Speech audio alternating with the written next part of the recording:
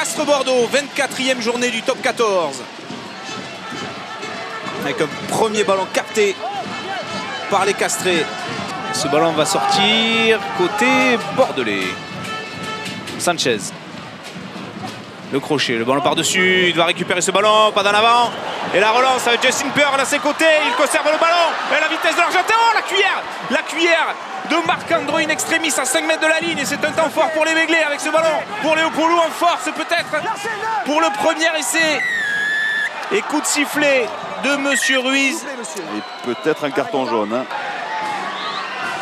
Milieu d'alignement, la combinaison avec Tissot.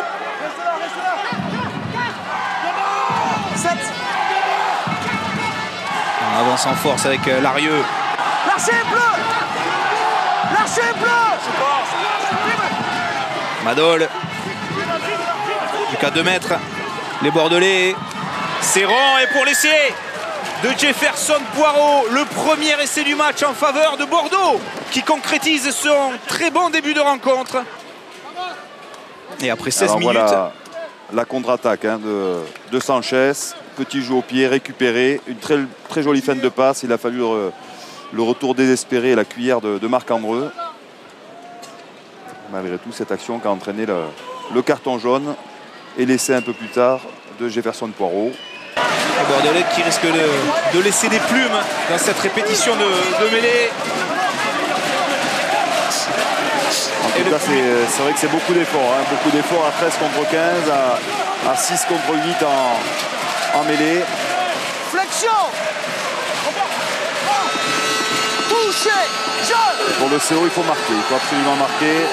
Valider cette période de domination par un essai. Toujours dans un premier temps à la manière forte. Toujours un avantage en cours. Et logiquement, Monsieur Ruiz qui va sous les poteaux avec un essai de pénalité.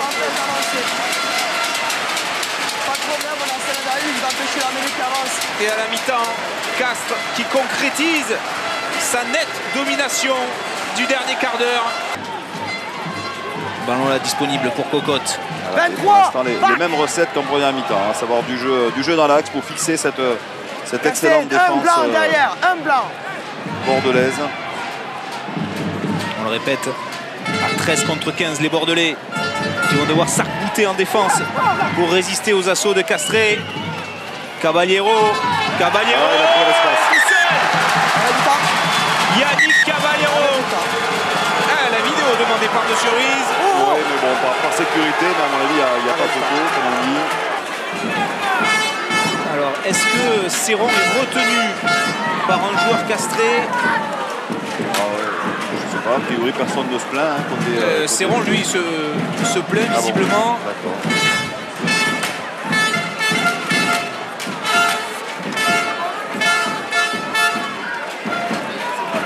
Mathias Roland et Rory Cocotte qui semblent retenir C'est vrai, on le voit à l'écran. Julien Serron.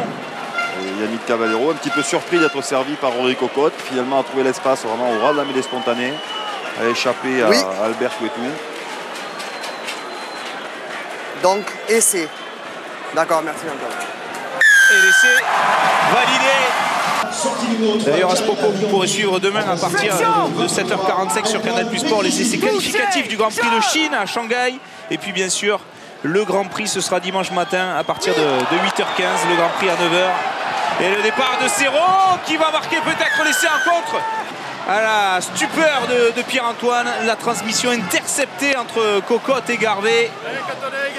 Il a fait un bon match, Julien Serron. Hein. Vraiment, voilà, il faisait partie de ces joueurs là, pour qui le staff de Bègles Bordeaux voulait donner du temps de jeu, se mettre en évidence dans l'optique d'un futur club ou pour préparer la saison prochaine en fonction des joueurs qui restent ou pas. Alors que Nicolas Sanchez a l'occasion d'aller chercher le nul. Et un stade Pierre-Antoine complètement refroidi. Hein. Et le public de Pierre-Antoine qui pousse derrière son équipe. Il a le sourire, Vincent Etcheto. Et ils doivent avoir le sourire à Bordeaux, ceux qui sont restés là-bas. Les Camille Lopez,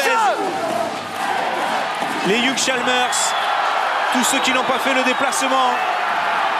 Serein qui sort ce ballon. Il y a un avantage en cours. Dombo.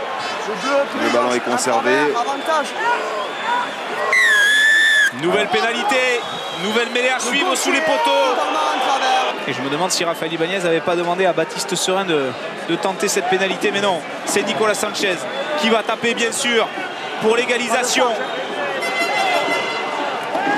Et ça passe 23 à 23. Match nul, le maintien assuré pour les Bordelais. Et Castres qui perd 2 points précieux à domicile.